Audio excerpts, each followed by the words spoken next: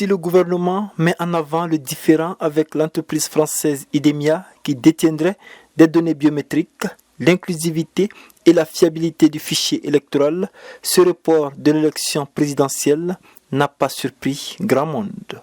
C'est vraiment pas une surprise. Déjà, il y avait plusieurs élections qui étaient en vue, et notamment la transition devait être sanctionnée par les élections présidentielles prévues au mois de février de l'année prochaine. Mais au vu du retard et vraiment des problèmes aussi sur la mise en œuvre du chronogramme électoral, tout le monde était unanime là-dessus qu'on allait vers un report. Donc du coup, déjà, ce n'est pas une surprise, les acteurs l'attendaient. Ceux pour qui les arguments avancés par le gouvernement ne peuvent justifier le report prennent pour exemple le référendum qui vient de se tenir pour doter le pays d'une nouvelle constitution. Les référendums ont été possibles au mois de juillet passé.